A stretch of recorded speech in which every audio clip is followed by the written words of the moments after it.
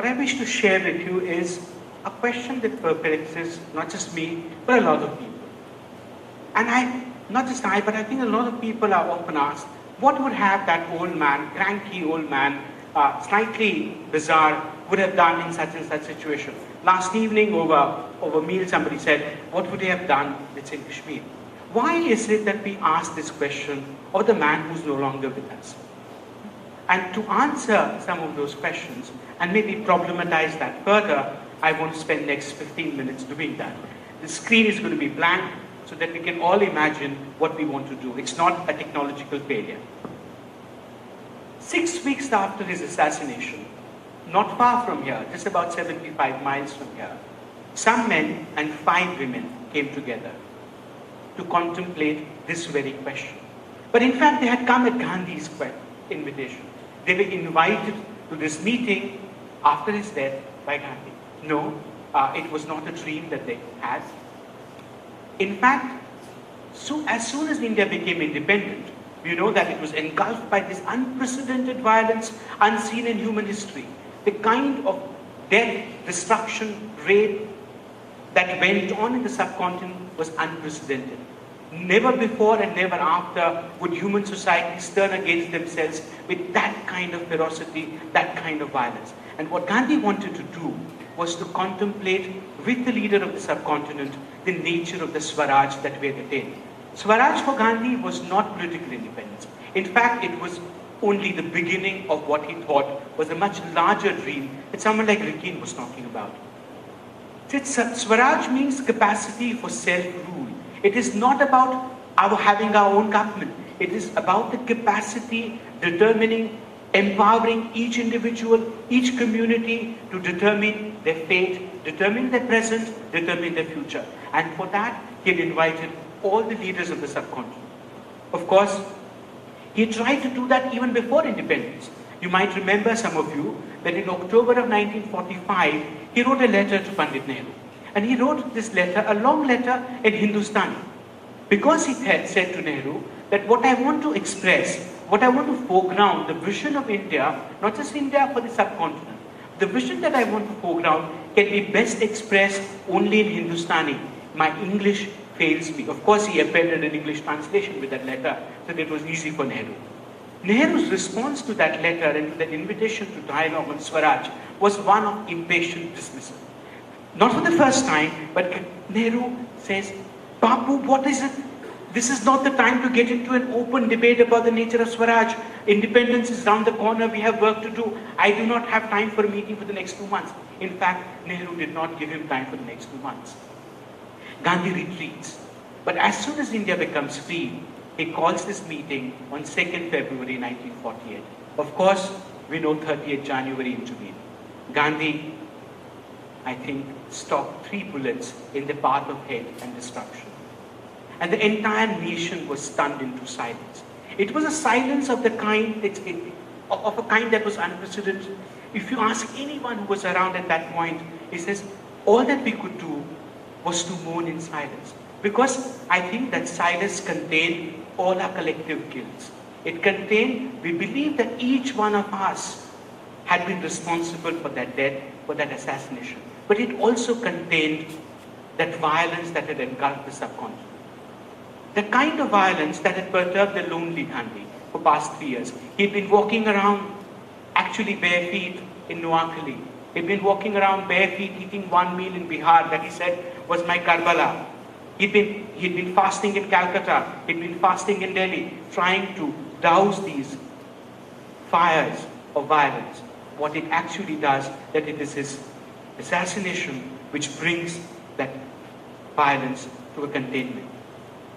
These men and 5 women, including Nehru, Rajendra Prasad, Acharya Kripalani, Vinoba Bhave, Jayaprakash Narayan, Mridula Sarabhai, Sarla Devi, Acharya Aryanayakam, all of them come together at Sevagram Varda, spend 5 days from 11th to 15th March 1948.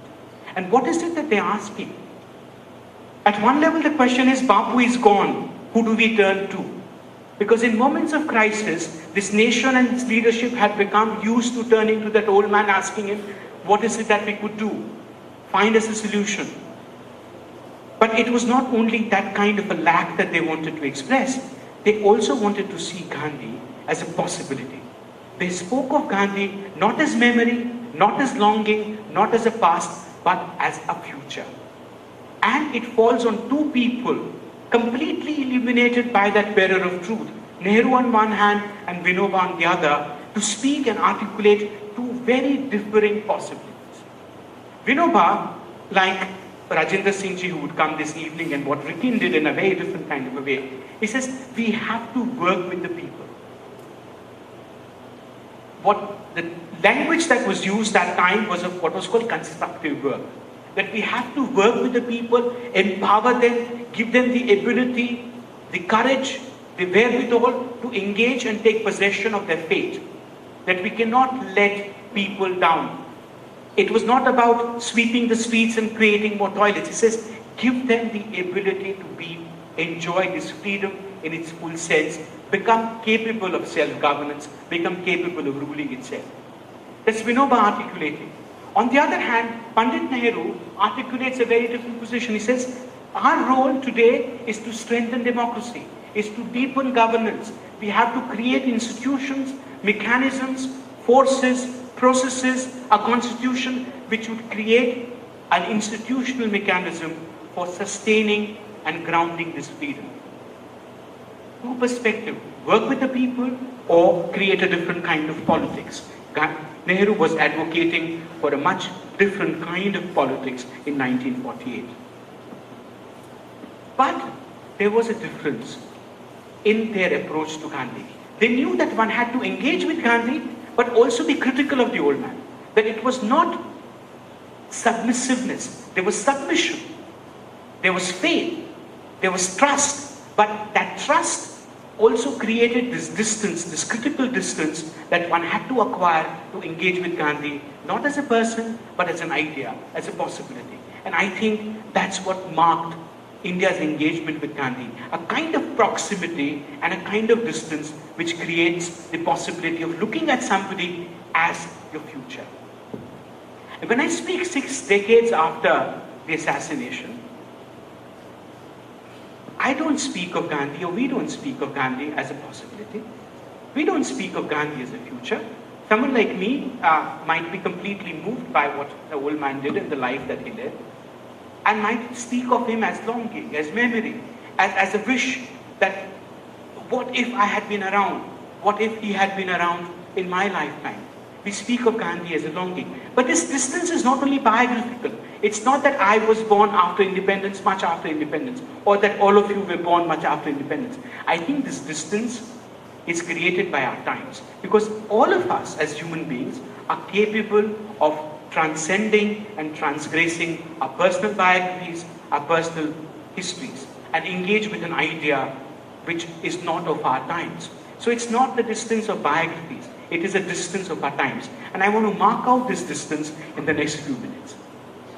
In 1969, the nation celebrated Gandhi's birth centenary. At his worst, in 1969, Gandhi was a postage stamp. You licked it, put it on a first day cover, and forgot all about it. That was at his worst. But today, in 2010, what is Gandhi? Gandhi is a floating sign. Gandhi is a floating symbol, which is not grounded, which could be used to appropriate any idea, from Apple computers to a gymnasium in New York to Montblanc fountain pens. His meager object, and a political party, and his meager objects can be sold and bought in international auctions for as much as $1.7 million.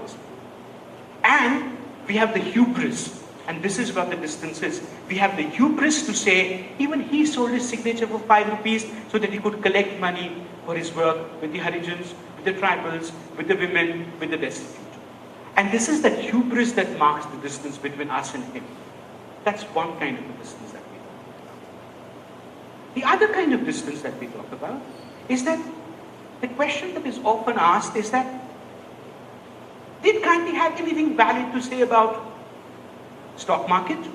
Did Gandhi have anything valid to speak about the large corporations that we're creating which are out with great confidence to go and acquire a brand A or brand B? Did he have a role to play? Did he have a vision of the new FDI economy that we are going to create? An integrated global financial flows of capital. Did he have an understanding of that? Clearly, what we believe and perceive is that Gandhi has no role to play and had no role to play in creation of a modern India, a confident India, and the kind of India that we wish to celebrate, and the kind of India that gets celebrated through an Indian idea. If you ask the question to Gandhi that you understand rates of growth, his answer would be no. He says, that's not my concern. Gandhi's economics falls under that kind of economic thinking which lays value to non-economic aspects, what are called normative aspects, called ethical aspects, and the kind of work that you would be exposed to during there from some other people also, saying that you have to bring in non-economic aspects to have a bearing on economic activity. What does that mean? If you turn every commodity, every produce into an economic good, you end up with a Nandy, you end up with a Lalghat, you end up with a Mahua in Gujarat. What does this mean? It means that the communities, the farmers of India, the tribals of India, the women of India, people of India, lose complete control over all their natural resources. They have no say in determining their livelihood patterns. They will have no say in determining what is to be done with the natural resources, which are not only resources, but which is a way of life. That you might say a small farm is non-sustainable in the industrial agriculture, but the moment you turn that peasant from a peasant to an unemployed, landless laborer, that way of life, that way of engaging with land is lost forever, not only to him and her, but for generations to come. So the idea that you have to bring in non-economic considerations as something which governs our economic behavior is something that we've lost out. Have we lost it out completely, or does it come back to us as residue once in a while? I think it is increasingly coming back to us not only as a residue, but as a problem, as a challenge. The word that we use today, and that you would hear today from, you heard today from Rikin, you would hear it today from Rajendra Singh ji, the word sustainable development. Gandhi did not use the word sustainable development. He liked to use the word economy of permanence. Permanence. What does permanence actually mean in this case? What he wanted to create was a society which was non-exploitative. And that's the kind of struggle that a lot of people are fighting in the country. A society which was just, society which was compassionate, and an economy which did not satisfy the needs and desires only of a few. It was something that would create a possibility of a dignified human possibility, dignified human life for all. Now, if we speak of sustainable development, what are we asking people to do? We are asking people to do, don't be greedy. What you're doing right now is using natural resources which are not only yours, but they belong to the future. You need to think of the generations to come. You're asking people today to say, have a non-economic value to your consumption behavior. You're asking people to say, you need to act ethically. You need to act ethically towards the earth, you need to act ethically towards communities, and you also need to act ethically towards the future that is to come. If our behavior is unethical towards the future to come, we will have no future. That's the kind of broadly the problematic and the paradigm in which we speak and think of sustainable development. Precisely in that domain, Gandhi is coming back. Not just Gandhi, everyone, anyone who advocated that goods cannot be only seen in pure economic terms will come back. The other area where we lost Gandhi completely, and I think we've lost him perhaps irretrievably. I'm not being cynical, but and despite the fact that there are a lot of people doing that kind of work, is to engage with people in a non-political way. Now today, when we go to people, We go then to them politically to say, you vote for us, this is what we will do for you. If you vote for party A or party B, this is what the agenda is going to be. We do not engage with people because we want to engage with them as people, to help them, to allow them to create possibilities, to create potentialities by which they could all explore their potential.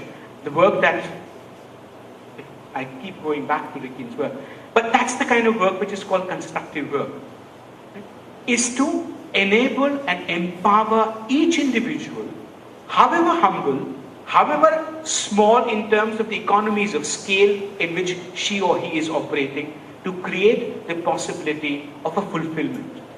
That you have to create spaces within our society, within our polity, within our policy domains, which are not entirely governed through the realm of the political. And that's where a large problem is. That most of our engagement with people has become so deeply entrenched and so deeply colored by the political domain that the autonomy of the constructive work, and it has to be autonomous not only of the political party, but as most people would agree, of big, large capital. The autonomy of constructive work is something that we have lost out completely.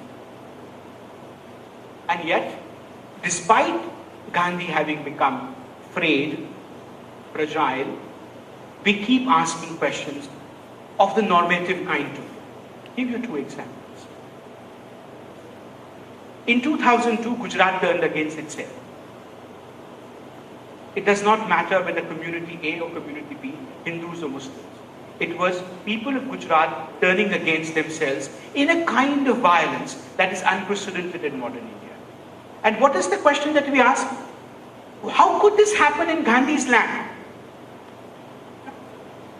Wait. The question should be, how could this happen anywhere? But the question is always framed and continues to be framed and asked repeatedly is, how could this happen to Gandhi's Ahmedabad? Here is a city in which he spent 7 years of his life, created his finest institutions. How is it that... So what we're saying is that because you've been touched by Gandhi, that you have had an association with Gandhi, there is a moral obligation that you have, which is to conduct yourself differently from the rest of humanity. So there is an expectation. And there is also an expectation on Gandhi that since he was there, he would continue to be there for us. Not only personally, but societally. That he would continue in his absence to guide our moral conduct. He would continue to guide our political conduct. He would continue to guide our ethical behavior. It's a schizophrenic response that we have, modern India has to Gandhi. He is somebody who could be blamed for everything. I mean, depending upon which part of the political divide you are in, you could say he was responsible for the partition, abasement of minority, his spirituality created the possibility of communal politics, or he could say he was the Mahatma, he was the Brahmachari, or you could say his Brahmacharya was nothing but seditious gossip. Our response to Gandhi has been that of a schizophrenic society. Because we have lost the ground from which to engage with him, not as our past, but as one of the possible futures. Not the only future, but maybe one of the possible futures. How do you go about doing that? The only way of going about doing that, creating not only one future, but multiple futures for ourselves. And in one of those multiple futures, maybe Gandhi has a place. How do you go about creating this polyphony of ideas, polyphony of futures and visions? The only way to go about doing that is to create what I would like to use the word, which does not come from me. It comes from another great leader that we've forgotten, a man called Jayaprakash Narayan. Jayaprakash coined this term, which was called, as against Rajniti, there is a term that he coined, which is called Lokaniti. People's politics. People's engagement with society. And what does Lokaniti actually mean? Lokaniti means that you free domains and large domains of administration, policy making, from the clutches of the political class in such a way that people begin to have an increasing say on their future. What I think people if you do not give them the future that they want, or if they think that they have no say in the possible futures which are being played out for them, you will end up with large scale of violence that India is now witnessing. India's violence is unprecedented. Let's make no bones about it. 1/3 of the country is now officially declared as gripped by Naxal violence. What is this violence that we're talking about? We're talking about this, that a large number of people are saying, we have no say, we have not had a say in the past, and we don't have a say in the present, we're not likely to have a say in the future. And all that you are trying to do is determining our fate. It's determining our modes of life, our modes of behavior. It's a cry of pain at one level. Not that I subscribe to the violence at all. The fact is that unless we allow people to have a say and create institutional mechanisms by which people, communities, regions engage in determining and deciding their future, this kind of violence is going to be the fact of our lives, and then we will have no problems sending in our Air Force, our military to kill our people. Unheard of. What we therefore need to do is to create Lokaniti. What we need to do is to bring back constructive work. What we need to do is to create possibilities where young and not so young can engage with people outside of the political domain, unconcerned about the political implications that a video made by a farmer or a woman in Ahmedabad is going to have on the elections that time. It is their articulation, it is their view, it is their worldview. Unless we create this possibility of creating a Lokaniti which centers around people's aspirations, their idea of their future, their idea of their past, and recognizes that in a country like India, there cannot be one future. There have to be multiple futures. You cannot turn communities obsolete. What we're doing is that we're not only technologically progressing, we're progressing in a way that it's making communities obsolete. They're being dumped into the dustbins of our social history. If we continue to do that, we will always have this lack, this absence of Gandhi. The only way to think of Gandhi is not to think of one future. Not for India, not for the community. The only way to make Gandhi relevant to us is to recognize that there can be multiple futures, sometimes in conflict, sometimes in harmony, sometimes not in synchrony. They could be disynchronous. But the possibility of creating multiple visions, multiple futures, and multiple possibilities for this land is the only way, I think, is to remember Gandhi as a possibility, as a potential. That would be our Lokaniti. Thank you very much.